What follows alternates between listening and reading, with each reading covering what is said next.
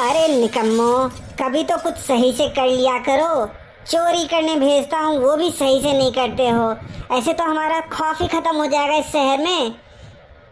नहीं सरदार नहीं, मेरे रहते हुए ऐसा कभी नहीं हो सकता।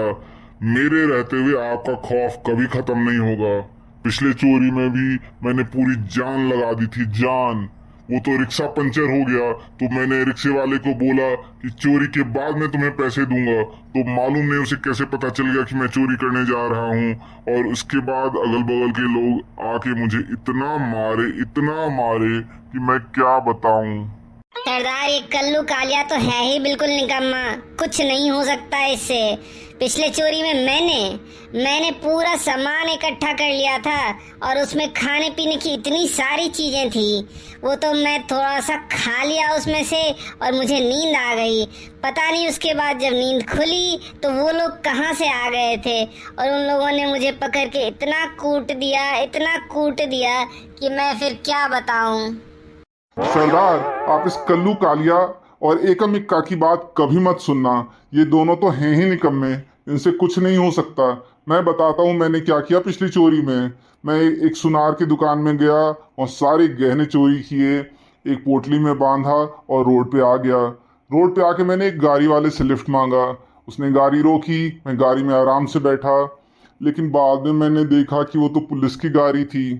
वो पुलिस वाले मुझे लेके सीधे थाने गए, मेरी तलाशी ली। फिर मेरे पास से जब गहने मिले तब उन्होंने मेरी हड्डी पसली तोड़ दी। सरदार, मेरी हड्डी पसली तोड़ दी।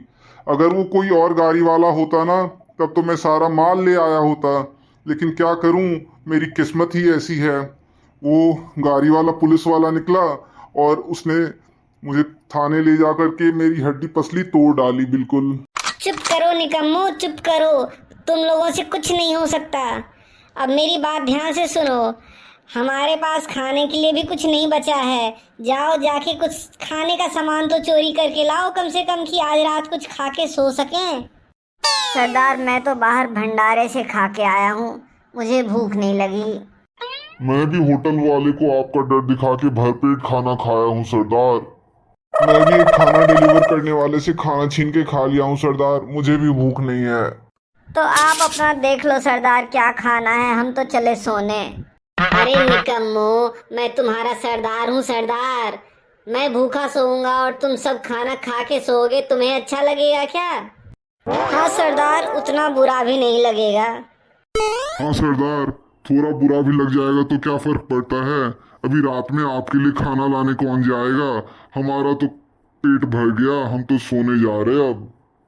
हे भगवान, मुझे कैसा सरदार बनाया, मुझे कैसा सरदार बनाया। मुझसे कोई डरता ही नहीं है, कोई मेरी बात सुनता ही नहीं है। मैं किस काम का सरदार हूँ? वैसे तो आप किसी काम के नहीं है सरदार, बस हमारे सरदार हैं आप। बस करो निकम्मो, बस करो। अब मुझे बस ये बताओ कि अगली चोरी कहाँ करोगे? सरदार, वो अंधेरी गली में खंबे के नीचे एक अंडे वाला है, हम उसके अंडे चोरी करके लाएंगे। इससे हमें खाने की भी कोई समस्या नहीं रहेगी। अरे सरदार, आप एकम इक्का की बात को मत सुनना, मेरे पास इससे भी अच्छा आइडिया है। क्या आइडिया है? बको जल्दी से। मैं जब चोरी करने जा रहा था तो पास वाले खेत में बकरियां चर रही थी। मैं सोच रहा हूँ उनमें से 3-4 बकरियों को उठवा लूं।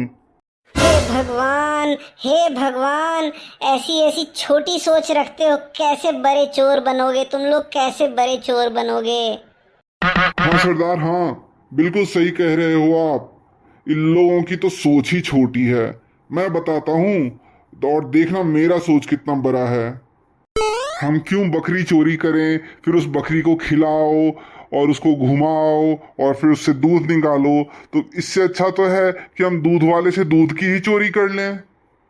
और अंधेरी गली में जाकर हम कच्चे अंडों की चोरी क्यों करें? क्यों ना जब वो किसी के लिए नाश्ता बनाएगा तो हम वही चोरी करके खा लें। वाह मेरे लाली लाल, वाह। तुमको तो मन कर रहा है मार मार के और ज्यादा लाल कर दूं।